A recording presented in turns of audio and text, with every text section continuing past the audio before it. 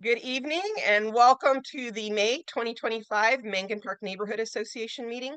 My name is Jennifer Holden. I am the Mangan Park Neighborhood Association lead, and today is May 28th, 2025. We have a fine agenda prepared for this evening. We are going to start by meeting our one of our new 4B sergeants, Sergeant Mercadal of the Violent Crime Reduction Team, to talk a little bit about law enforcement in our area and the work that he and the Violent Crime Reduction Team are doing. After that, we're going to see how the agenda goes based upon who's in the room. We've got indoor air quality coming up. Caity Maple is going to be in to talk about her work in air quality and other things going on in our council district. And we've got legislative updates from Assemblymember Krell's and Angelique Ashby's office. Sorry, Senator Angelique Ashby's office. So we'll figure out the order soon, but I am very happy to introduce Sergeant Mercadal right now. Good evening, Sergeant. How are you today? Good evening. I'm doing well. Thank you for having me here. I'm filling in for Lieutenant Cunningham, who's unable to make it this evening. And as you indicated earlier, Jennifer, there has been a bit of a change in command here with a new captain, Captain Shiraishi, and a new executive lieutenant, Lieutenant Cunningham, coming in. So I've been with the South Command since 2023, and I've been with the Violent Crime Reduction Team since last year. So not definitely not new to this area, but new at least to this community meeting. As far as what's pertinent for your guys' neighborhood association, looking over our monthly like crime strategies packet, I really don't have anything like crime trends going on in your neighborhood. I'm sure obviously you guys are aware of more closer neighborhood problems, but as it pertains to some of the violent crimes such as like robberies, property crimes, burglaries, we're not seeing that stuff in your area, at least according to our statistics. And but some of the things that we are seeing from neighboring communities or neighborhood associations outside of yours are an increase in some business burglaries. So if you are a business owner, I would definitely make sure that you're taking the appropriate crime prevention tactics to, safeguard your business, surveillance cameras, lights, making sure that, you're not leaving large amounts of cash out in your cash register, you're locking them in your safe. But business burglaries have definitely been on the rise around your community. So that has been a focus that our investigations office, our burglary unit, they're working on finding those people that are responsible. And our South Pop team, they work with the businesses as well to come up with crime prevention strategies to help prevent these things from happening again in the future. A little bit about what we do. Our violent crime reduction team basically transformed and changed names. It was our South Gang Enforcement Team up until 2022. We changed names recently, and we're still doing very similar type of investigations where we investigate kind of gang-related activity, violent crimes such as shootings primarily are our focus. But we kind of are a little bit more intelligence-led and investigative-based in our approach now. So I have about 4 officers on the team. Occasionally, we'll bring in extra people on like a temporary assignment to help us out. But we just investigate local crimes. You probably haven't heard of us because we're hardly in your neighborhood, and that's a good thing. So we're investigating different areas around South Sacramento that have called for our attention. So, I mean, other than that, I'm here to answer any questions that you guys might have pertaining to your neighborhood. And if it's something I can't answer, I'll take some notes and I'll push it out to Lieutenant Cunningham, and he will get back to you guys at the next meeting. All right. So, I have a couple of questions for you right now, actually. The crimes in the business in uptick in business crimes recently, is that being listed as retail theft or is something else? Commercial burglaries. just burglaries. Retail theft is a little bit more organized. We actually do have one detective that is assigned to like a regional retail theft task force. And so they really kind of go after the really big organized groups that are like coming in. A lot of them are coming from the Bay Area. So that's what they focus on. But for the most part, these are like businesses are closed. It's late night, you know, kind of overnight hours, kind of smashing business windows with rocks or forcing entry another way and then going inside and stealing whatever they can that's not buttoned down. Got it. So this is more nighttime when customers aren't present and the business isn't open, and a little bit more of what we're used to thinking of as the old-fashioned form of business burglary. All right. Any anything the community can do to help support the businesses? What can we do to try to help prevent this from happening in our area? We don't need any more businesses around Mangan Park closing. We've lost several to fire and other crimes, and our corridor is just starting to really suffer. Yeah, I think the biggest thing that helps is, you know, if you see suspicious people in the area, I would say as of the last few weeks, we have seen an increase in surrounding neighborhoods where people are calling in people that appear that they're casing businesses late at night. You guys know your neighborhood just like I know my neighborhood. You know, if certain people stand out, they're not supposed to be there. If they look kind of suspicious, if they're weird, there's nothing wrong with calling it in, calling either our non-emergency number, or if you deem it more of an emergency, calling 911 and saying, hey, I've got, you know, a couple of guys rolling around. They're in this pickup truck. They're back up to this business. This business is obviously closed. I think it looks weird. Could you have someone check on it? We've had a couple of good success stories of citizens calling in, officers showing up just in time and catching these guys in the act, and that's been very helpful. Okay. So keep up the reporting Yep. is a short version. You may just be able to help protect the business if you do your diligence in reporting. Then the violent crime reduction team. Can you speak a little bit about where, if Mangan Park isn't needing your assistance much, where are you working? How does this team get going, and how do we keep it going, and what are the benefits of it? Yeah. So specifically, a big part of what we do is we're intelligence led. So we'll focus on statistics from our crime analysis unit on where violent shootings are occurring, where there's known gang related activity. A lot of the work that we do, we pull off of social media. We work very closely with detectives that are in our special investigations unit, and they help identify potential like gang related feuds, and a lot of the areas that we're in, um, up over off of Broadway, off of Meadowview area, Meadowview 24th, Mackin Center Parkway. But though we're not isolated to those areas, we go to where we're needed. We'll go to where the statistics take us, where the intelligence tells us that there's going to be some, you know, violent activity or someone that potentially is armed. We'll open up an investigation and we'll, you know, try and, you know, take some enforcement in that area if it is deemed necessary. All right, so it's you kind of get started. It's sort of like a heat map Yes. where violent crime is happening. So your team monitors locations, looks for hot areas, and then you kind of start to go in there and try to sort out exactly what's going on. And I'm guessing that there is some work with the community and with gang members to try to alter behaviors, or is it more that you're looking for cases where their arrests need to be made?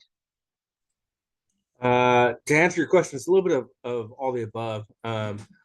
I work closely with our Office of Violence Prevention, and we work on sending, especially like troubled youth that we're like interacting with, we'll send them to community-based organizations for help, right? So we'll reach out to some of those community-based organizations. We'll recommend that some of these individuals will go get counseling, anger management courses.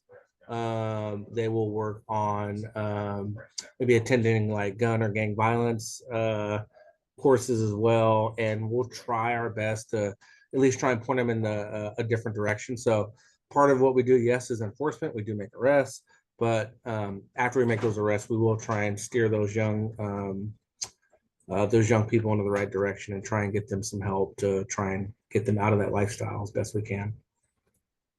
Okay, so a little bit of all of the above, which is the sort of things that we like to hear. There's a lot of conversation right now about the reductions in SacPD budget. Is your team possibly going to experience any staff reductions? It's not anticipated that we're going to see any staff reductions.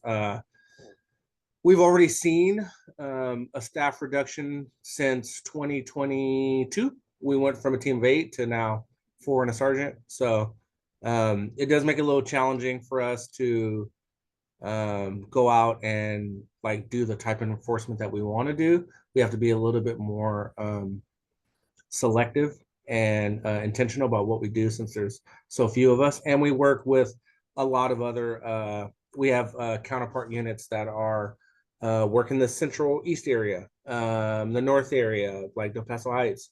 So if it's something really big, we'll take all of our 3 small teams and make one big super team, and then we'll go out and do some enforcement if it's necessary. So, All right, got it.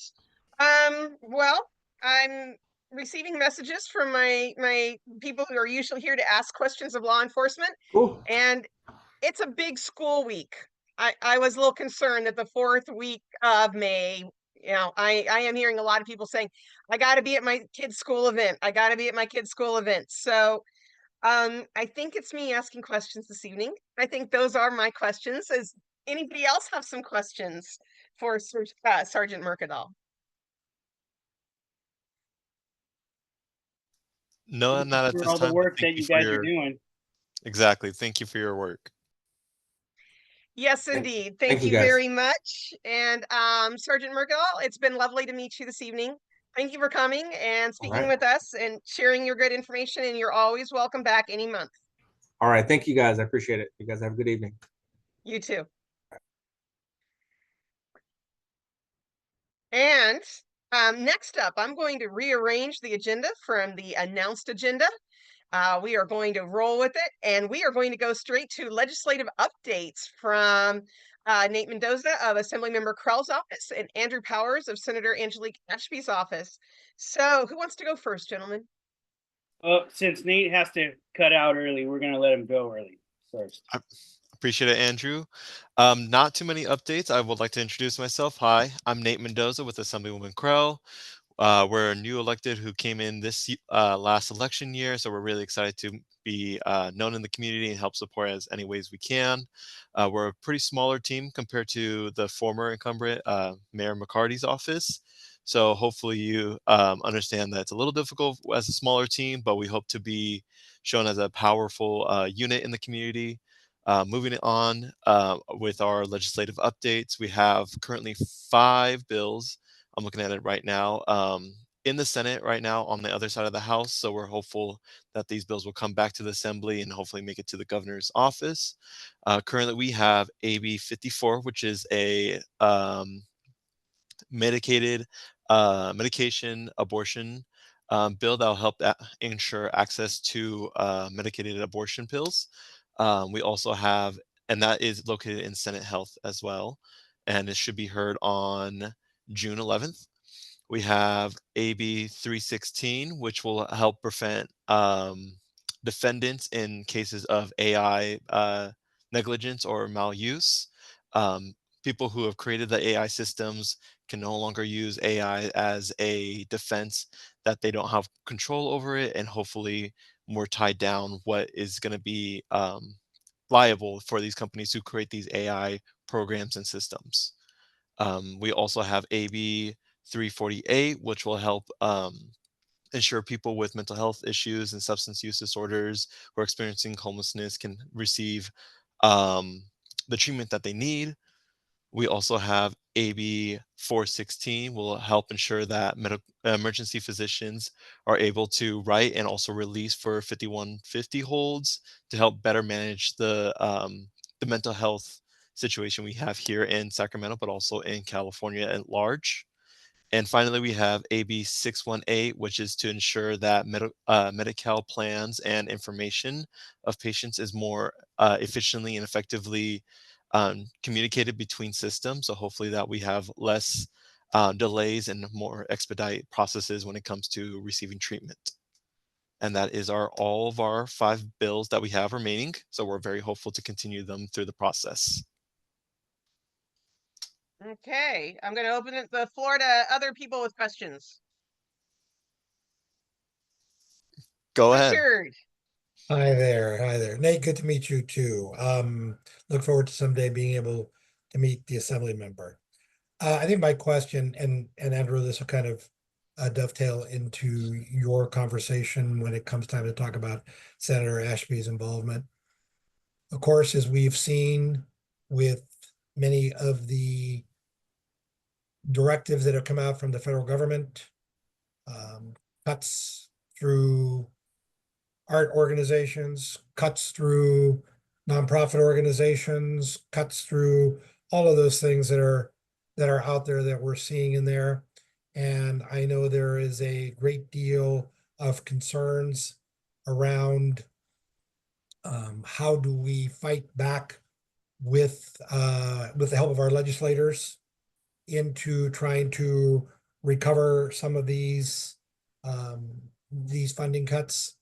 Some of them are not necessarily federal related. For example, for myself, the one that's near and dear to my heart is, of course, the Performing Arts Payroll Equity Fund that has recently came up through the Senate, through the state bill on there too. So I think really the main question for both of you as we get to that is, as representatives of your particular person, whether it's a senator or a assembly person, what are your bosses doing to try to take into consideration some of the things that are going on and to address some of the concerns from the constituency where we're seeing some of these cutbacks?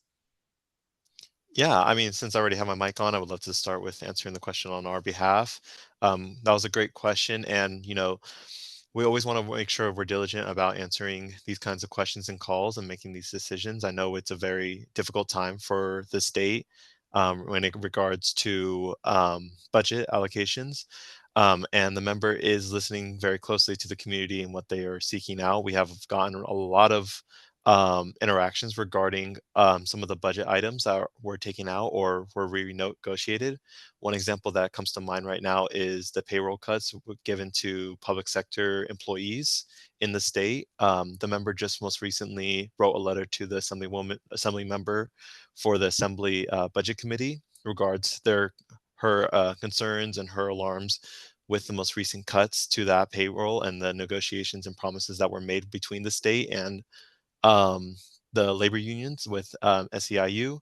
So the member is very aware of a lot of situations, but we hope that the community still reaches out to our office, communicates with our office, because the best way that we can learn about the issues that are dear to our constituency is by hearing their voice, and that coming through our phone calls, that's coming through emails, that's coming through our website. So as a community and as a neighborhood association, if there is something that is dear to your heart that is revolving around the state and the federal government, just feel free to reach out. We're going to try and be as responsive as we can be to the concerns of our communities. Thank you, sir. Of course. I have a question or two. Nate, I'm looking over these bills that you mentioned. The first one, the Medicaid abortion pill, what was that bill number? Yes, that was AB 54. AB 54. If I look at this group of 5 bills, it looks like Maggie is really working on mental health and medical care. is that kind of her passion and where she's headed? Because we're all kind of new to her and we're all kind of learning. So is that an area of concern we can that is something she's focusing on? Because yeah, when you've done neighborhood stuff, you kind of want to know who's working on what so that your time is used in the conversation as well as possible. Absolutely. And I would say it's one of her priorities to focus on. She's very aware of the necessity to have these kind of rights, especially during the administration on the federal government side, where there is no sure guarantee that these things will stay remaining in effect, given how the administration has been acting. But she also does have additional priorities. Most recently, she had conversations regarding human trafficking, public safety, and other forms of mental and physical health. So those are probably, I would say, her top 3 issues and priorities that she's focusing on this legislative year. But that is not to say that she does not have others, and she hopes to have other communications with the community, hopefully to present bill ideas that she can bring up in the future. Okay, that sounds good, because I knew that Assemblymember Krell was definitely working on public safety concerns, and that that is a passion of hers. I believe she was a prosecutor of some kind for a couple of years. Yes. Yes, she worked, I believe, if I'm correct with my history, she worked with the as a deputy attorney general, but before that, she worked in the district attorney's office. For which county? Sacramento? For the deputy attorney general, I believe for Sacramento. Okay. All right. Well, that is very good to know. Which one of the 5 bills has some action coming up on it first? Yes. Which one has the highest priority in the office? Right now is actually going to be our AB 54 that you asked previously. And that's because it's going to be it's already been ordered to a committee. That was the Senate Health Committee. So we expect that on June 11th. So, so we expect more communication and action on that and seeing how that will evolve. As of now, we do not have other updates on those bills, just because they haven't been issued to a policy committee just yet. Okay. Oh, they are going to a policy committee. Yes. Okay. All right. Yeah, we speak a little policy around here, just to let you know. All right. I think I have some questions, but I think that maybe they're a little bit lower down the priority, and they're the sort of thing I can check in with you later. I see that Caity Maple has come to the meeting. This is about the time in the agenda slot when we were planning to hear her speak. Is it okay if we split legislative announcements and hear from Caity Maple right now? Great. Yeah, thank you. And thanks for your patience. I'm trying to balance a lot of things right now. So I actually had to step out of an event and I'm gonna have to head back in to go speak. So just have a few minutes, but I know you wanted to focus, Jen, I know you and I met not too long ago in my office and went over several things, but just briefly, I know you mentioned wanting to talk about Air District specific, but I also came prepared to talk a little bit about the tree nursery, some updates there too, if you want those. I know it doesn't seem like we have any other neighbors on the call, but maybe you can spread the word to them. So for those of you who don't know, I'm the vice chair of the Sacramento Air Quality Management District. And so in that role, we're doing quite a lot. And I know we're working also with partners like United Latinos and Richard and others. And so, yeah, the big focuses are, one, how do we make sure that we protect the funding that's currently coming down to the Air District? We know that there's a lot of risk right now with federal funding. And we're hoping that we can help avoid any cuts to our budget that would be really detrimental. Secondly, we're focused on air quality monitoring. I know that you and Richard on this call both know a lot about that, so I don't think I need to go into depth. But happy to answer any questions. If I don't know them, I can find you an answer. And then third, I'm really interested in making sure that we get the AB 617 committee really involved. I know the Air District helps manage that in those conversations, but I'm really keen on, those are the parts of our city and the county too that we know have some really terrible statistics in terms of the air quality, and yet I don't know if we've seen the amount of attention and help that we need there. Jen, I know you've got some really good ideas for things that we could do, so I always welcome those. You know, I'm new to the role as vice chair, and I'm still learning a lot about the committee itself. It's a lot of dense information, and I'm not an expert on air quality, but I am really enjoying the process of learning and then finding ways that we can advocate for the things that we think are important. So for me, first and foremost, and I plan on using my role there, is really taking a look at the county executive airport.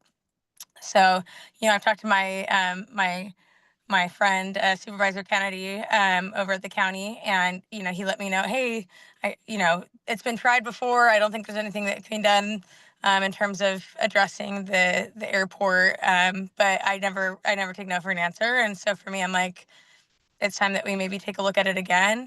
In particular, I think it's a huge equity issue that we have our little league fields, we have schools, we have places where young people play, and where obviously our families live and work. And yet we have people who mostly don't live in that community who park and fly their planes for fun. And pollute the air around these communities. And to me, that's an injustice.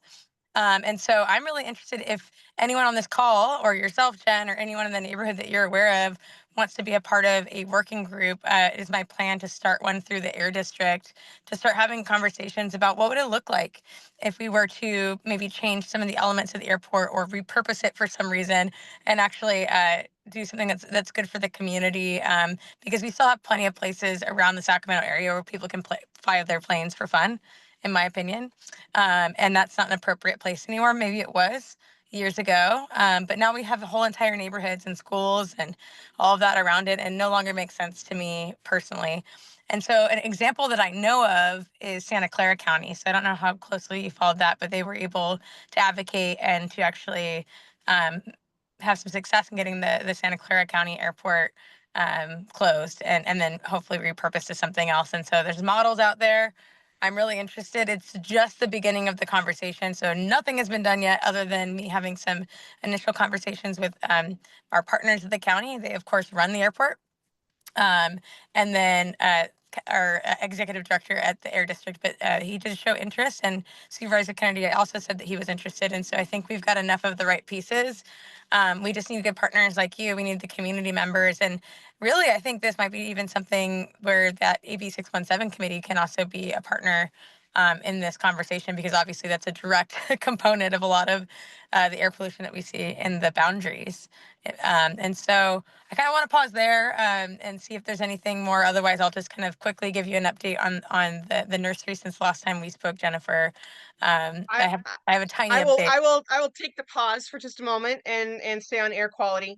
I'm happy to work with you and with my neighbors on getting together some sort of neighborhood steering committee. Definitely also, I have been inviting people to the AB 617 meetings and doing my best to get involvement there. To give you an idea, Hollywood Park residents seem to be a little bit more activist on environmental issues than Mangan Park residents. I have checked in with Claire. Claire and Hollywood Park were invited to tonight's meeting. Claire was unavailable. Claire, and for those of you who don't know, Claire is the president of the Hollywood Park Neighborhood Association, just across Fruit Ridge Road from Mangan Park. So they are our very, very close neighbor. And my neighborhood. Yeah, oh yeah, that's right.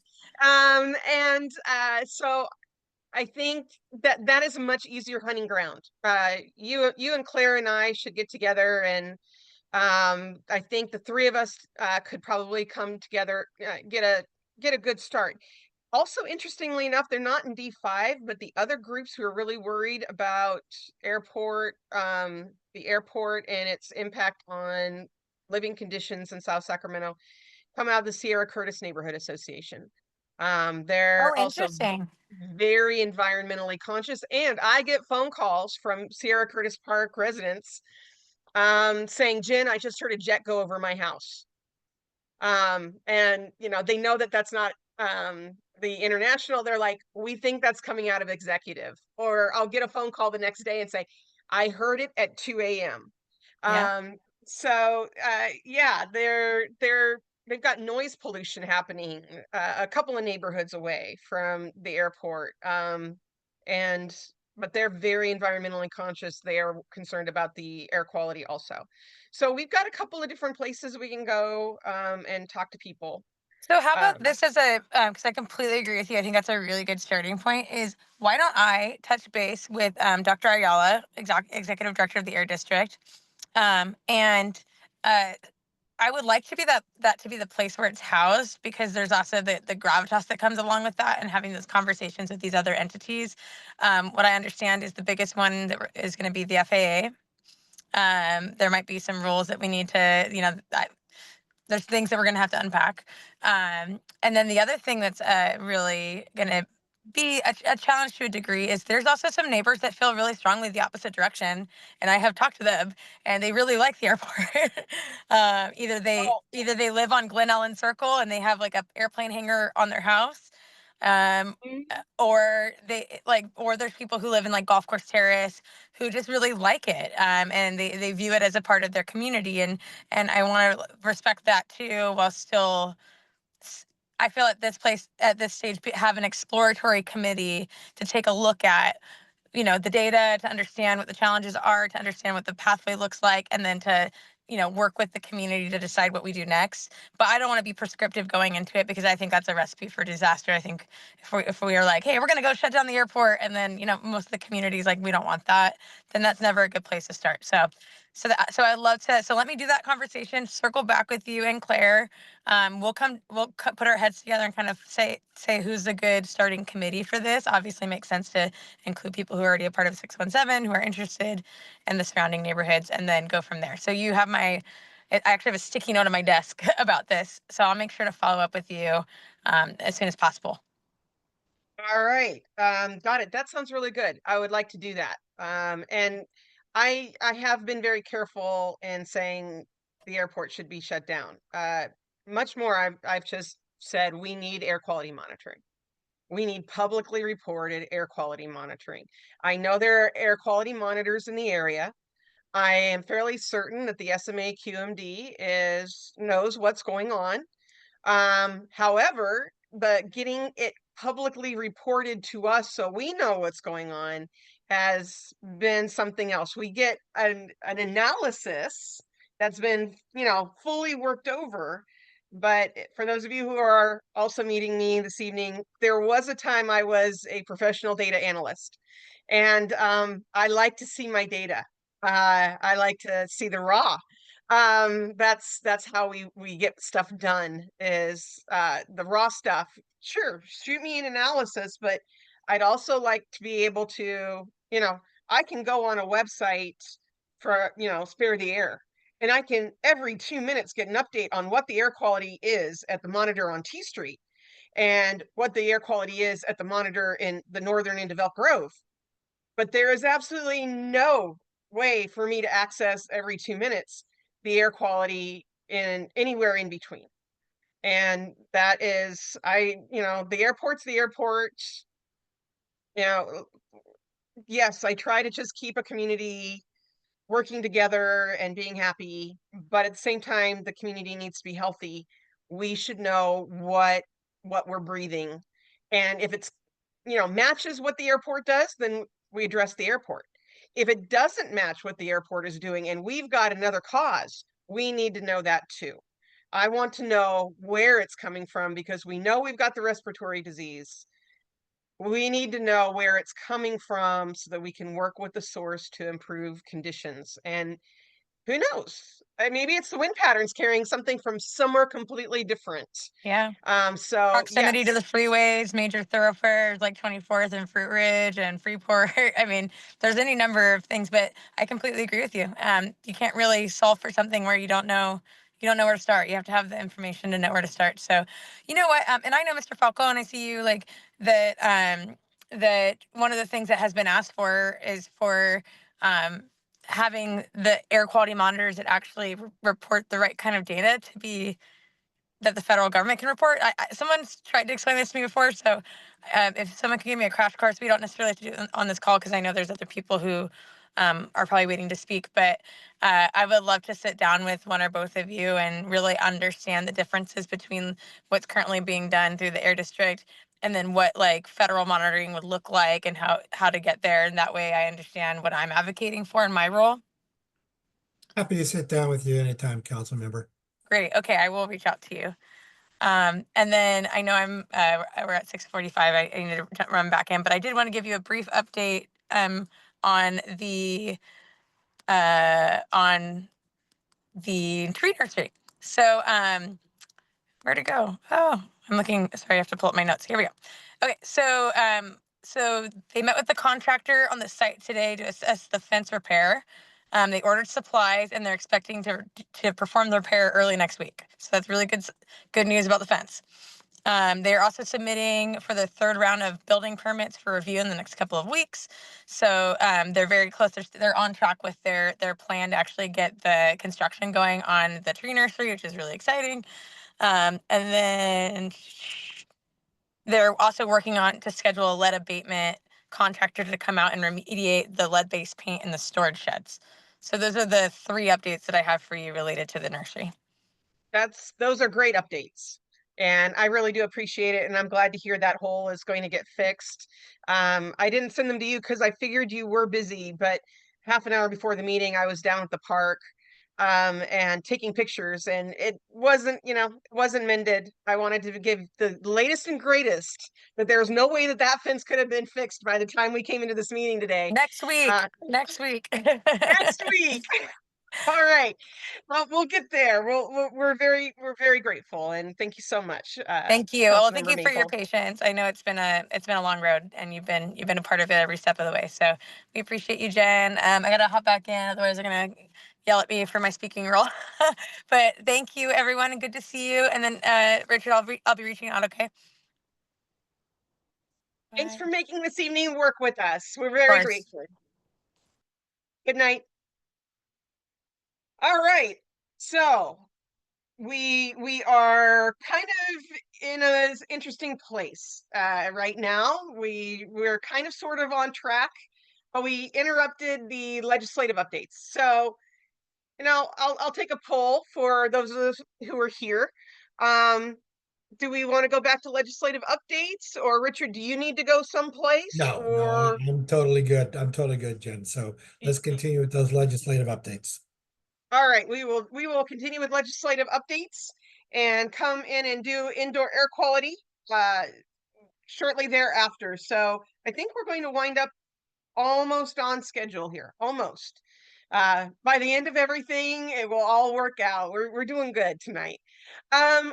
So Nate, was there anything else you wanted to share from Assemblymember Krell's office? Any events you guys got going, coming up, that sort of thing? That's a great question. We do have some in the works right now, but they're just not ready for really with the full ideas. As a new member, we're still trying to figure out our communications and connections with the community. So I don't have anything to share just at the moment, but we're really hopeful to getting some things out in the summertime. So look forward in the summer to hear more about our events.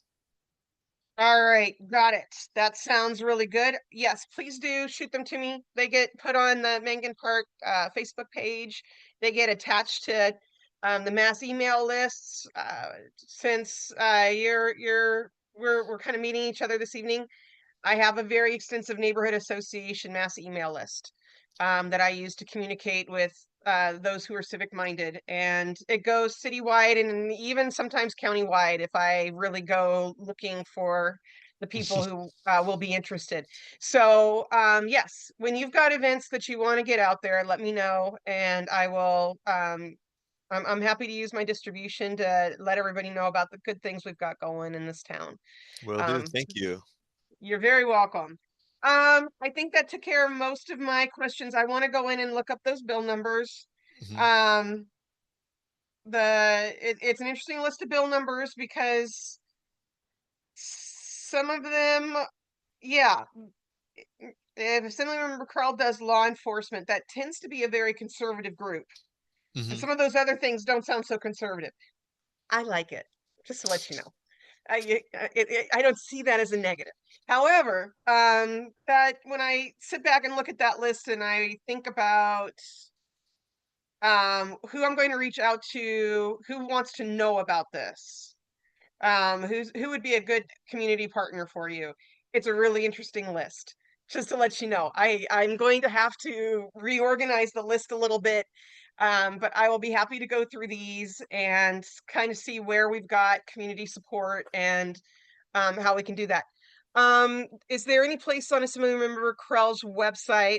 I'm certain it's a work in progress of where people can go to find the call to actions or when there are deadlines or things where they need to participate. Is that something that that the office has up on the website now? You know, we don't actually have that up on the website. Typically, we're having people reach out to our website through the portal where they can write in comments and suggestions to our office. But I will make that a note so that way we can start considering having those kind of call to actions. I think we were looking into having our legislative updates on the website. That way people can see where we're at, and hopefully if they are interested in kind of speaking out about these bills, that they can coordinate with us as well. All right. Sounds good. Nate, thank you very much. I have actually grilled you a little bit more than I planned. My brain started generating questions, so you have done a fine job, and I am happy to have you here. And I'm looking forward to working with Assemblymember Krell's and her office in the future. Yes, so I are like we. this So list. we're glad. We're very glad. All right, thank you, Andrew. Senator Angelique Ashby, what she's got going. Yes, ma'am. So I'm going to kind of give a brief overview of what we're working on in the district office, and then I'll touch bases on some of the bills that are currently being worked through the House of Origin deadline through next week. So just this past weekend, been super busy with Memorial Day events and stuff going on. Last week, Cal HR did a huge job fair out in Del Paso Heights that we were glad to be part of. They were able to reach out to over 1,200 registered attendees, folks looking for jobs. Over 40 departments, agencies, and offices were in attendance. We personally spoke with folks who drove in and came in from out of state and out of town far to try and apply for a lot of these open state jobs. So it was actually great to be a part of last Thursday.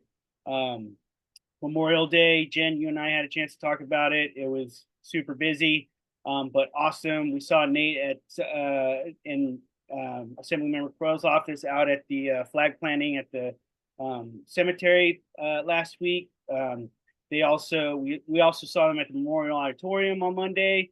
So everybody got a chance to touch bases and share some time with some local veterans. So it was great this past weekend. Coming up, we don't really have a lot of events that we're sponsoring directly through our office, but we have a lot of events that we're going to be attending throughout the month. We are going to be, so we're kind of piggybacking off of Cal HR and possibly doing another job fair down in the Pinell Center in the next few months. So we got that kind of working on. We're in the planning stages with United Way for next tax season. I know it's kind of early, but it's never too early to start planning for free tax prep services. So we're going to be working with United Way this summer and getting the ball going on that. We're wrapping up Small Business Month, so we're going to be heading out to some small businesses this week and dropping off some more certificates for local businesses. So that's always a fun part of the job. This Saturday, you kind of mentioned Golf Course Terrace. They got an ice cream social out in Chorley Park that we're going to be hitting up. So always great to get out and see the neighbors. We are going to be hitting up the Democracy at a Crossroads event with Sierra Curtis as well. So you mentioned them. Love hitting up all of our neighborhood associations and showing them love. So that's always a great thing. with the second annual book festival, we're going to have folks from our office hitting that up this Saturday. Literacy, K-3 literacy, elementary literacy is really big on Senator Ashby's legislative priorities. So anytime we can get a chance and hit up local events that are kind of centered around that, we're always down for that. Let's see.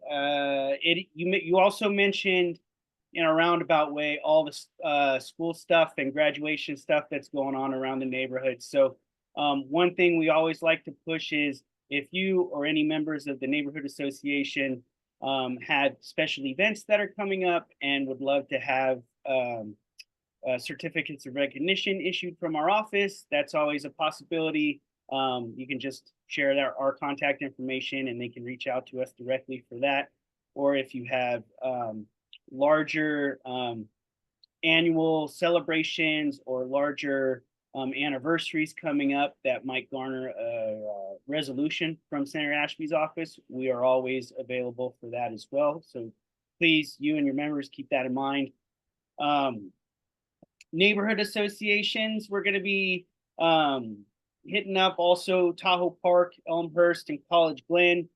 College Glen does have a national night out. Theirs isn't the same as the regular ones around the Senate district, but we also want to put that out there if you or any of the other neighborhood associations that might be listening in or watch the video tonight have national night out events they want to invite the senator's office. We are taking those. We have that circled on our calendar right now. So we're kind of getting our national night out game plan together as we speak. So yes, if you guys have any word on those kinds of activities that you want our office to attend, we are putting our war plan together for that. On top of that, there is we'll be at the Sierra Curtis and Lamp Park Community Association meetings next week. We just spoke with the Tower PBID a couple weeks ago, and they actually have a couple of events that are coming up that they're normally not used to hosting, but are excited to be a part of.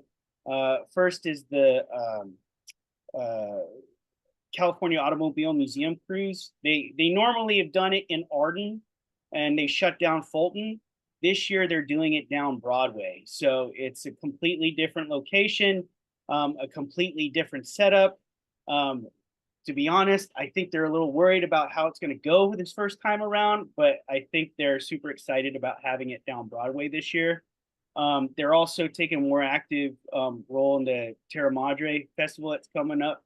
Normally it takes place downtown, but I think the Tower PBID is going to be hosting some activities for that event this year as well. Those are both in September.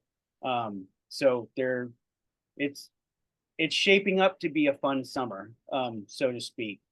I also want to point out, please, there are several big weeks coming up for the school board, the Sac City Unified School District.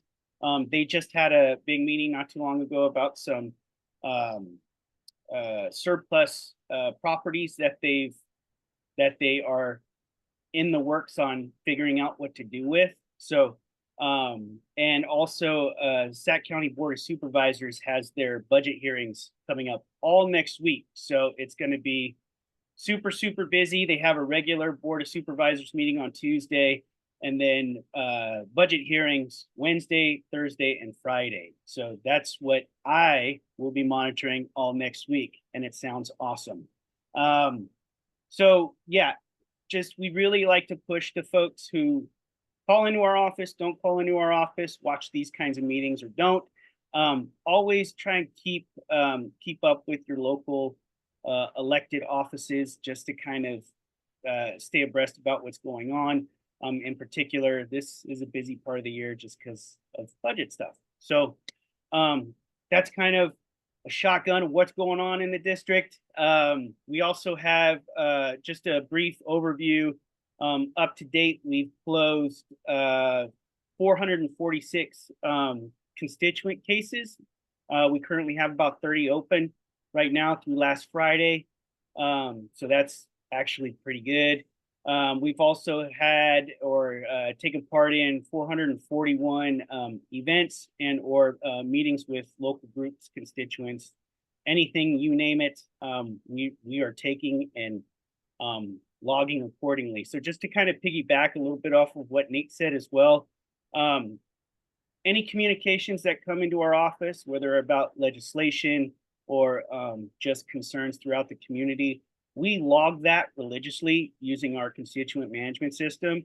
So we always kind of total that toward the end of the week on Fridays and put together a weekly report that we submit to the senator directly through our district director and our chief of staff. So Senator Ashby is always aware of what's going on in our office, like on a weekly basis. We try to get feedback from her on a regular basis. You know, sometimes during these busy parts of the ledge session, it doesn't happen as on a regular basis as much as we like, but we do communicate all of our constituent concerns directly with Senator Ashby on a weekly basis. So just to kind of give you, again, a continuation of district work from that level. I'm going to transition to some of the important legislation that's going on this week. So as I said earlier, next week, they're going to be transitioning bills from the Senate out of House of Origin to the Assembly. So it's going to be very busy next week. Our Capitol office has already put tents in their office, and they're going to be hanging out and camping out, literally camping out there. So hopefully we'll see them in the next week or so. I don't know. We'll see how that works. But some of the bills that have already passed through the Senate floor, one of them in particular is SB 802. It's a multifamily extension of the Home Key program. Basically making sure that foster youth and former foster youth and low-income folks still have access to that program. It's a kind of a continuation of a program that was instituted during COVID, but is currently sunsetting. So it passed through the Senate floor and is already on its way to the Assembly. There's SB 761, which passed through appropriations on May 23rd, and it's auto enrollment for CalFresh benefits for UC and CSU students. So it's based off of what they submitted for their student loan applications or their FAFSA application, basically taking their income information and if they qualify for CalFresh, enrolling them automatically. So kind of addressing a lot of food insecurity issues that a lot of current college students are experiencing right now. We also have SB 720. It is it's a automated traffic enforcement. It's basically a red light camera bill that is an optional program for cities specifically throughout the state that they can opt into and would be funded by the state. That passed through appropriations on the 23rd as well. So it's headed to the Senate floor at this point. Up next week, we also have SB 370, which I kind of spoke on last time. It's a music festival grant program that our office really kind of spearheaded after some of the local festivals at Discovery Park just opted not to do for X, Y, and Z reasons. We just want to make sure that we're doing everything on our part to make sure that we have local venues that are appealing to folks who want to bring in those and keep those kinds of festivals going. So that was put on the approach suspense file on May 12th. I was under the impression that it passed through, but I don't know. I still need to confirm with our ledge staff whether or not it got off the suspense file at this point. There's also SB 8, which is a peace officer. It's for workers' compensation, so making workers' compensation available for all peace officers. This was particularly, this was brought up 2 weeks ago and in support of from our board of supervisors, specifically for park rangers. So they wanted to support the bill to make sure that park rangers in our county could apply for workers' comp claims. And it basically does the same thing for police, sheriff, probation staff, and fire staff. So not just, and what I mean is not just the firefighters and police officers, but also the staff that run those administrative offices as well. So that actually passed Senate floor on May 27th, and it's already on its way to the Assembly. 2 more, I promise. So we have SB 516. It's Downtown Sacramento Revitalization Bill. It's one of the ones that a lot of the local PBIDs are paying attention to because it will provide them with additional funding to use toward public safety services and maintenance services. Right now, they're concerned. The bill is outlining a specific region of downtown, as far south as Broadway, and as far west as Old Sacramento, as far north as up to the river, and then as far as far east as I believe the freeway, Crosstown Freeway. So I think they're still kind of working on the boundaries for that, depending on how much support they'll get for the bill. But that actually passed local government on the 7th, and it's probably going to be up for a vote on the Senate floor this week. There's also one last one, SB 456, which is our muralist legislation to help local muralists earn an exemption toward a current requirement that that is directed toward artists who are not contractors. Legally speaking, in the city of Sacramento specifically, muralists can't operate without a contractor's license. So this bill would create an exemption for them. It did pass the BPEG committee on April 7th and should be up for a vote on the Senate floor next week as well. So lots of stuff going on. Lots of legislative priorities are wide on the senators' list for this year. And we kind of talked about this last time. And Jen, if you or anybody here has questions on a specific bill, I am more than happy to hit up our Capitol office staff and get whatever answers you need. There are, let's see, how many did I have? 1, 2, 3, 4, 5, 6, 7. I believe there are 12 other bills that Senator Ashby is the primary author on that are also in the works. But I think these are the coolest ones to kind of bring up and share with folks. But you are more than welcome to search the other 12. I will give you a list of the other 12, and I will answer any questions you have related to any of the 19 bills that the senator has on the docket this time around. So. All right. Yeah. Thanks so very much, Andrew. That's a lot of good stuff going on. I'll pass it to Richard for a moment and see if Richard has questions for you, because Richard pays attention too. Right on. No, just again, Andrew, thank you for all the updates. Again, much as I said while Nate was here, anything from the senator related to some of the revised budget recommendations from the governor, especially around the Performing Arts Equity Payroll Fund. I know when I came and gave public comment along with a number of other people, looked like many of the budget committee were in favor of not going through the revision. So hopefully the senator is watching that very, very closely.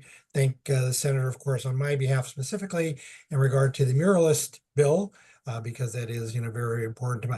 I'm here representing United Latinos, but I'm an artist at heart, Andrew. That's where is near to my heart with everything related to the arts. We know that the senator is very, very supportive of the arts, and thank her for her previous support and everything doing there. And but that's really about all that I have at this time, Jennifer. All Yeah. right, got it. Andrew. Yeah, well, I mean, well said. Thank you, Richard, for sharing that. And so just again, to kind of piggyback off of what Nate was talking about earlier, we do like the equity payroll comments that we've been getting. We have been getting a lot actually, and those have been part of the tallies, those weekly tallies that we talked about earlier in our weekly reports. So the ledge staff, Senator Ashby, they are aware. And if you have one of the things we like to tell folks is also is that if, again, to kind of piggyback off what Nate said, if you guys have and want to get a larger, louder message across to our office, like just bombard us with emails. You can go through our office website. You can send them there. We sift through the constituent messages. We sift through our office inbox. We sift through everything. You could call us. You can leave us voicemails. You know, I don't ever wish that on myself or our staff, but I mean, we have yet to go through a serious phone bank. So knock on wood. But again, like if we get 50 phone calls about a specific topic and you know, it gets added up in our weekly totals, like that shows up. That gets highlighted. That gets the feedback from Senator Ashby that we want from her as an office, as a constituent myself. That's, you know, that's what we want. So yes, the louder, the more, the louder. This is a numbers game. So if you guys have, you know, issues and priorities that are near and dear to your hearts, like Nate said, let us know, and we will let and we will send that message up the flagpole, so to speak. I do want to add one thing, and I'll send it out personally. Again, I know I'm here as United Latinos, but please let the senator know that, and I'll send this to you, that Teatro Nahual, nonprofit Latinx theater company here in town, is actually doing the first union theatrical production put on by a Latino theater company here in Sacramento. And that show will be opening at the Sophia on the weekend of July 18th. And we'll put out an invite to the senator and the staff. It's a big milestone to see an actual Latino-based theater company put on the first Latino union show here in Sacramento. So we're very excited about that. Yeah, that sounds awesome. We'd be more than happy to get that on our calendar. And it also sounds like a specific event that we would like to do a resolution for. So if you want to follow up with us, we can always do that and make this event even more special. From anything that we can do on our end, we will definitely be there. But yeah, definitely. I appreciate it. We'll definitely let you know, put the invite out to you. Of course, the Assemblymember Krell's offices, and you know, all of the folks within the legislation, city council, county, those things. We're very, very excited. And on top of that as well, just to let the senator know, we will actually, Teatro Nahual will be hosting the first Sacramento Theater Festival on October 4th. So more to come on that. Awesome. Sounds great. We're looking forward to it. I'm looking forward to it. It'll be a lot of fun. Yeah. Absolutely. Definitely sounds like it. No, this is fun talking to the two of you. All right.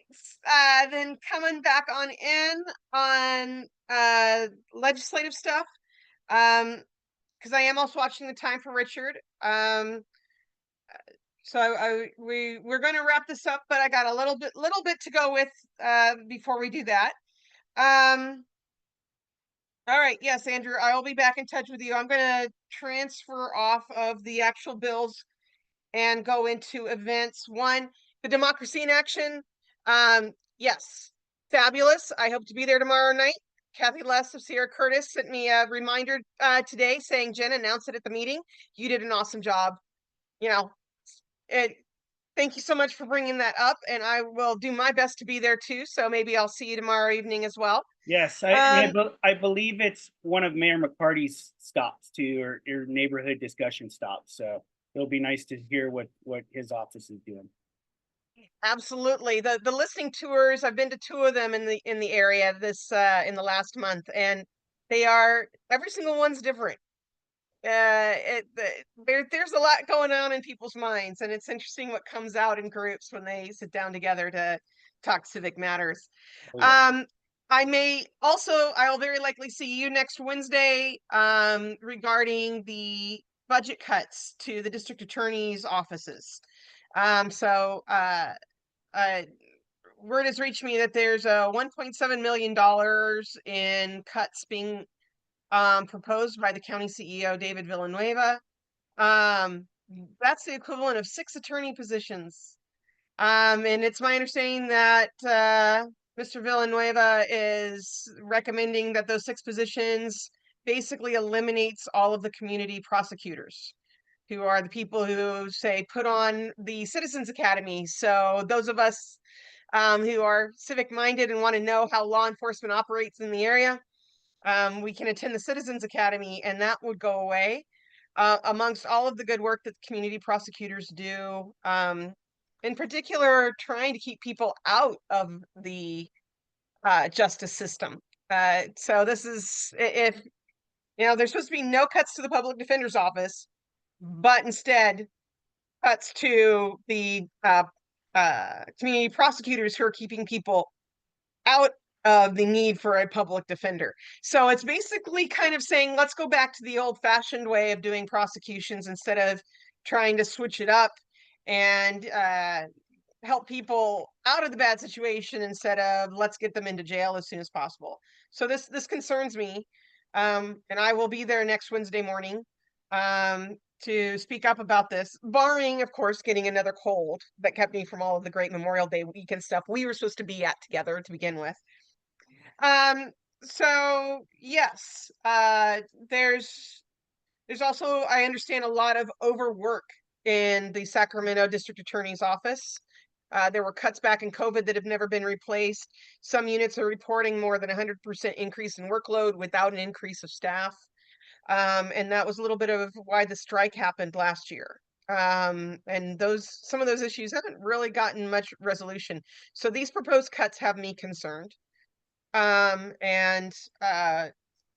budget cuts to SacPD, sure, we can say those are vacant positions, but that's overtime. So we are losing police officers on the ground where we need them. Cuts in all of these areas are very, very concerning. So that's my little other aside from state stuff. County stuff that you're on top of, that is something that I brought with me to the meeting. That's a concern that I'm not hearing from other sectors. And I'm really glad to hear that you're going to be working on also. And so maybe you'll see me next Wednesday. You'll hear me speak. We're working on it. All right. So that is between making certain Democracy in Action got announced and a little statement about not only cuts to the SacPD budget coming up, and those the SacPD budget is next Tuesday morning at the Budget and Audit Committee. And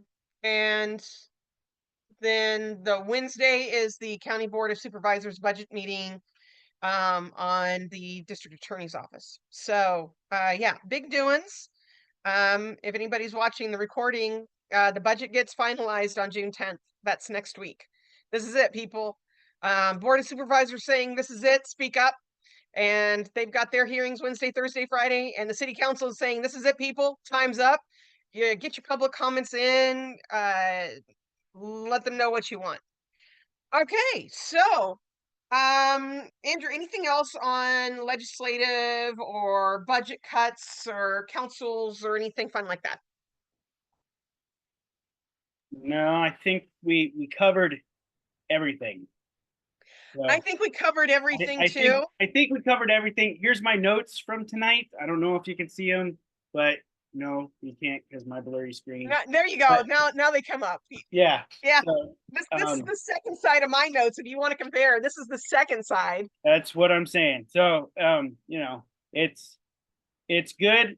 And if folks, I urge folks to monitor the next few weeks closely, because there's going to be a lot of information that's shared, and anyone's feedback is always welcome at these meetings too. So. All right, got it. Well, thank you very much. I think you have a lot of fun stuff going on. Shoot me more flyers. I'll get word of all these things out. I hope to see you at the book festival this coming Saturday. Actually, you will see two of my colleagues, Maya DeMoss and Isabel Gatula. They will be out and about this weekend, and both of those fine young ladies will be attending the book festival this weekend. So All right, I will go look for them and introduce myself as well. Awesome. And if you check out the Mengen Park Neighborhood Association Facebook page, you will see that the book festival announcement is pinned at the top. So everybody show up this weekend. It's going to be hot. It should be kind of indoors there. It'll be cool.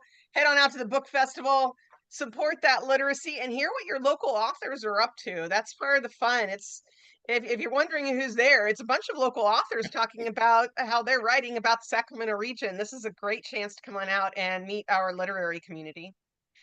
All right. Well, thank you very much, Andrew. You are welcome to stay and listen to more about indoor air quality and ask questions about that, because there were a couple people who RSVP'd today about indoor air quality, and I'm wondering where they are. They wanted to hear about this. So Richard, let's give them what they're looking for. All right, let's do that. Andrew, pleasure meeting you. We'll be in touch. Well, Jennifer, let's talk about indoor air quality. You know, and Jennifer, if you want to allow me the opportunity to share, I can bring up the slide deck that we've got as we talk about that. All right, hang on. I am working on giving you sharing. Make sure I've got the slide deck going and ready to go. Given the current population of the meeting, I think it's pretty secure. Y'all have sharing power right now. All right. Don't think we've got any problems with that. Well, fantastic. All right. So let me go to the slideshow. All right, here we go. So everyone here at Mengen Park, thank you for taking the time to be here with us here. You heard me if you're watching the video, I was talking about some things going on with the theater company, but really what we're really here for, Richard Falcon with United Latinos. I'm a project manager with United Latinos. And where this presentation stems from that we're talking about today is as a result of work that we started to do with the Greening North Franklin initiative that La Familia was involved in through a US EPA grant. And United Latinos is a nonprofit organization dealing in civic engagement, education, and more importantly these days with environmental justice and climate justice. We've done some monitoring, independent monitoring with your great people there at Mengen Park too, specifically looking for some lead out there at the airport. And we have a report that hopefully has been shared with you. If not, we can share it with you, Jennifer, and let me know about that. Maybe get that into Councilmember Maple's hands too, if she hasn't already seen it, and talk about that. But one of the things that we were going to be doing with the Greening North Franklin is indoor air quality. And though the work through the Greening North Franklin has stopped as a result of the termination of the grant, United Latinos has created an application through the Air Quality Management District, through the Supplemental Environmental Projects, to carry on the work of indoor air quality. Because everybody's going, what's going on with indoor air quality? My air is fine. What are some of the things that are going on here? So we put together this particular slide deck, and I'm going to now talk to you a little bit about indoor air quality. So as the slide shows here, for example, it refers to the quality inside your homes, schools, offices, buildings, these kind of things like that. And really, it's really why it matters. I mean, we think about outdoor air quality. We know that Sacramento is amongst, from a scorecard, some of the porous air quality, outdoor air quality in there, air quality management district, federally regulated monitors, independent monitoring done by people like United Latinos, Valley Vision, so many other people that have been doing outdoor air quality. But what is the effects indoor? And that's really what we want this indoor air quality monitoring to think about. And as I wrote in here, it can impact health, comfort, productivity, especially if you have seniors, children within your home. So let's continue on with that slide deck. So why is it important? Well, it's important because the fact that, 90% of the time we spend really indoors. And there are 2 to 5 times more pollutants found indoor compared to outdoor. Sensitive groups, young children, older adults, people with pre-existing conditions and such, and just are sensitive to that. And the use of synthetics especially can really create more sources for us within air quality itself. And I just wanted to just share with me, my own thing. And this is something that a lot of us don't think about, because who doesn't love a great fragrant candle in their home? That vanilla scent, that cool breeze, ocean scent that's in there. The soot that comes from your candles is contributing to indoor air quality problems. As an example, gas stoves, gas furnaces, gas dryers, water heaters, even, and it's really great. I recently found that the curling iron that my daughter uses on her hair contributes to poor indoor air quality. There are so many behaviors that we take for granted that we do day in and day out in our home that could be affecting our elders that live in our home, our children that live in our home. So indoor air quality is really very important. Now, of course, if you got smokers in the house, we're not even going to go there. But, there are just some other things that that can really contribute overall to that. So let's move on to the next slide. So we find out that many times energy efficient buildings actually limit air exchange. So we've got to start talking about how do we really design our energy efficient buildings to really get a positive airflow, especially for things that are going on. The increase in synthetic materials and products, cleaning products, like we talked about with even some of the cleaners that we use that, for our kitchens and things, the fragrances, like I talked about with candles, can really impact us from an indoor air quality standpoint in there. Now, some of the things that we've talked about: tobacco smoke, of course, carbon monoxide, particulate matter, so many things that come into that. There are natural sources too, such as radon, mold, pet dander. Chemicals, as we talked about from the cleaners, we've already touched about that. And of course, lead and asbestos from some of the heavy metals, because there is still lead-based paint in a lot of homes. There's still asbestos in some of our older homes that has not been cleared out yet. So there are a number of items that can be contributing overall to common air pollutants in our homes, in our offices, in our schools. So lots of things to take into consideration. How can you improve it? Use low volatile organic compounds, such as we talked about with some of our cleaning. Eliminate smoking indoors. That's a big one.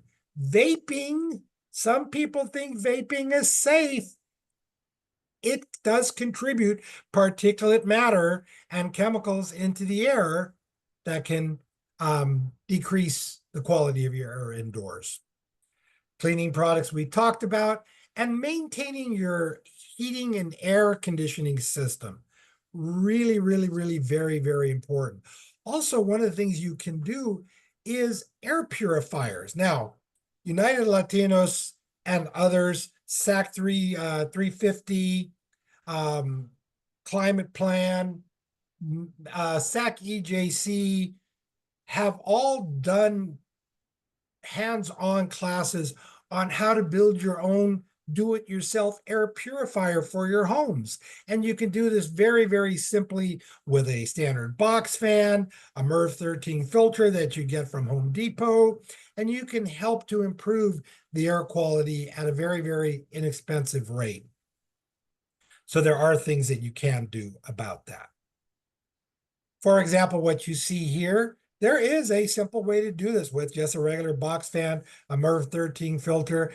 And what I'm going to do here is, Jennifer, of course, please feel free to share with any of the people that are here watching this my United Latinos email address, and would be happy to talk with them and share them and send them instructions on how to build their own do-it-yourself air cleaner for their homes.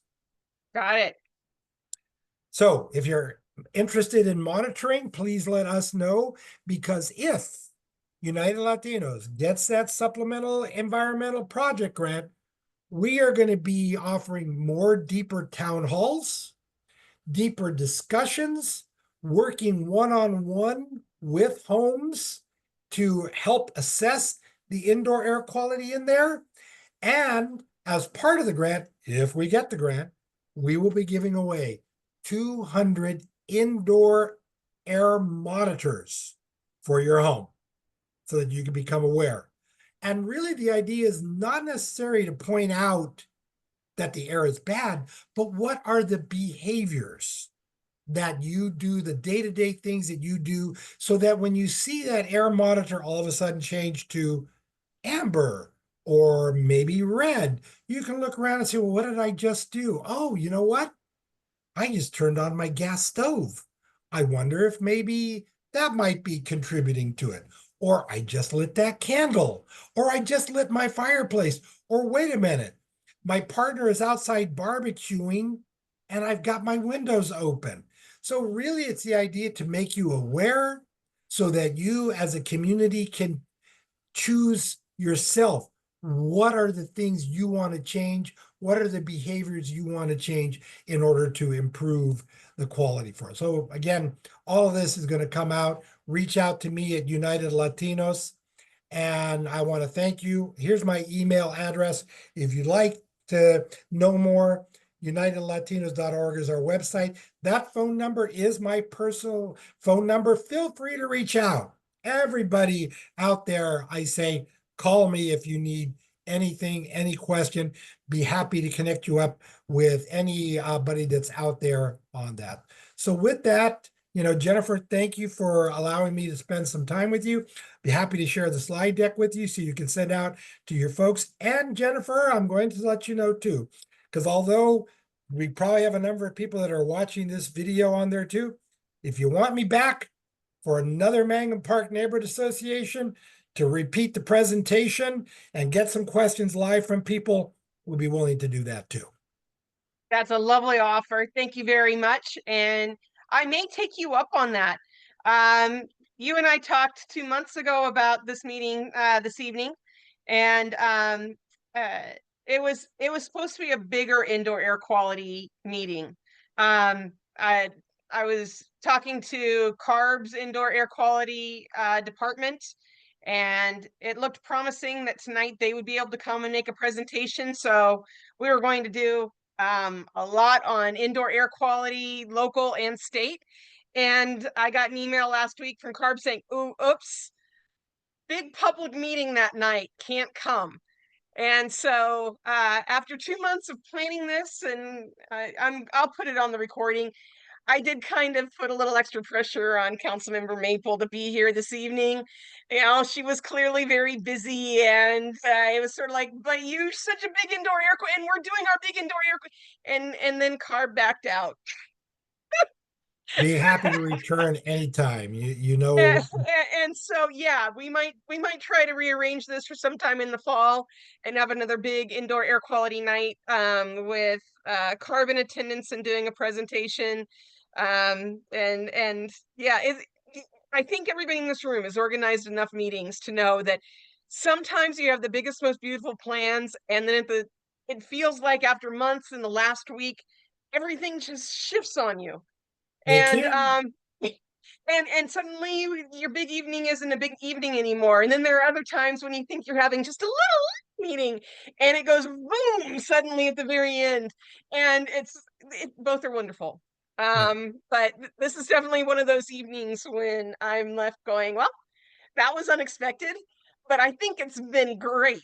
And I think to be continued, and we'll keep doing the great work we're doing from our different areas, and I will be catching back up with y'all soon. Absolutely.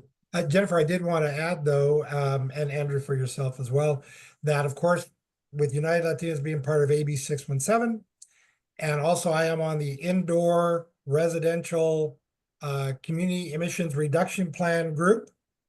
So even through AB 617 and the CERP program, we're taking a look at indoor air quality. If we get this SEP grant, so that we're starting to see a lot of great focus go towards indoor air quality. And really it's about education. And for better or worse, it really is about one-on-one contact. Let us come into your home. Let's take a look at, let's educate you. Let's show you what could be. Let's provide you not only with the information, but a device so you can see what it is that's going on. So we can try to find correlation to behaviors, to that causation of what some of that pollution can be looking like.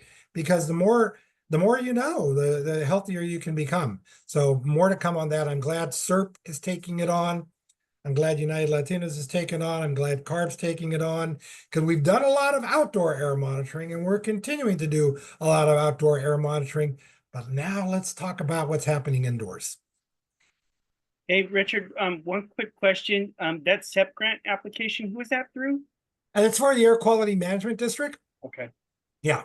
I know, so we normally do like support letters for grant application through the state.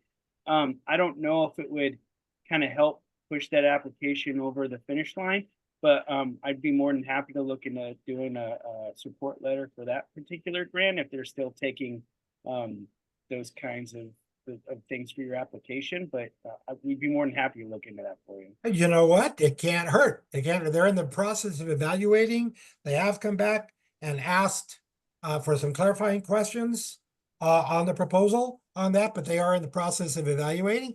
But of course, it always can't hurt to say, oh, and by the way, there's a letter of support. Yeah, absolutely. Yeah, I'll follow up with you about that after later this week, probably. Thank you very much. Yeah, no problem. So much good stuff going on this evening. I think we've done an amazing job of working together and making productive things happen this evening. I like it. That sounds great, Andrew. And also for both of you and for anybody watching the recording, I just made a note that when I prepare this video description, I'm going to add links for the AB 617 and the CERP programs. And Richard, if there are any additional links for United Latinos Indoor Air Quality Program, like to an online application that you mentioned in your presentation, I will make certain that that's in the description as well for anybody who watches it. I do have the kind of feeling that if I get this recording to go public really soon, it's going to be one of those meetings where, this weekend, 40 people are going to watch it. I think people wanted to be here for this information. I think this meeting has offered a lot to the area community. I just am getting the feeling that the 3-day weekend and travel plans and schools getting out, and they're going to be catching up on all this news this weekend. And I'm going to do my best to make certain that all the links and everything's in the description so that people can come catch up, start clicking on links and get involved. Because I'm going to back you up on that. We need community members to come into the AB 617 community meetings and into we're saying CERP, and it goes by pretty fast. That's basically a community plan. Yes. We already have a community plan called CERP in progress in this area. The CERP and the AB 617 boundaries are more east of Mengen Park and a little bit north. and south, but it's kind Well, of, Actually, we've extended that boundary, right? Because now we are Freeport right. all the way up as far north as almost Broadway. Does it go through Hollywood Park? Oh, Yes, it does. Yes, it does. And then because I thought Mangan Fruit Ridge was the boundary. no, it is the old boundary, but it's now Freeport up to the north. It goes down into Sumner's River College Boulevard, and just past that to the south, east as far as Bradshaw, and then north again like Broadway, all the way out east into where Folsom Boulevard continues out into that Bradshaw area too. So it's a very, very large boundary. So the time is now for all of you as Hollywood Park, Mangum Park, start attending those AB 617 meetings, come into those community emission reduction plan meetings, and have your voices heard as far as what you would like to see happen for emissions reduction, which falls back into that discussion we had with Councilmember Maple about what do we do about the airport. Falls into community emission reductions. Absolutely. Thank you very much for making certain that the boundaries are clear, so that people can hear and know that far more people can participate than I was remembering. So yes, let's check the descriptions below. And if you are interested and catch the calendar of meetings and come on in, you can contact Richard clearly, or you can contact me, and we'll go together. We'll go sit in and talk about what we would like to see happening, what our concerns are, and how we think things should improve in our area. We are 10 minutes over the end of the meeting. The discussion has been rich, and I am very grateful for both of you. You've been marvelous this evening, and I am still working on the June Mangan Park meeting and getting a date set, and I will let both of you know, and we'll see what's happening. I believe the Mangan pool is opening in mid-June, so in about 2 to 3 weeks, our pool should be open. I will get the schedule out. That is the big event in Mangan Park every year, is our pool getting open, and it is going to be open. And maybe we'll do a parks kind of theme next month.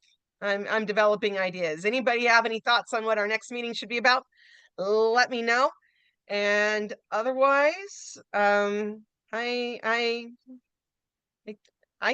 out of things to say. Are you running out of things to say? I'm a theater person. We never run out of things to say. Oh, I'm surprised to hear myself say that. My family's not used to me running out of things to say, but I was doing my best to give you all a breather. All right, well, thanks everybody. Yeah, thank you. You'll have my contact information. Feel free to reach out for any questions you might have. It's a plan. Andrew, hope to see you tomorrow night. Richard, I'll hope to see you soon. And God bless and keep you all. Till we Thank meet you all. again. Bye Thank now. you. Have a great night. Same to you. Goodbye.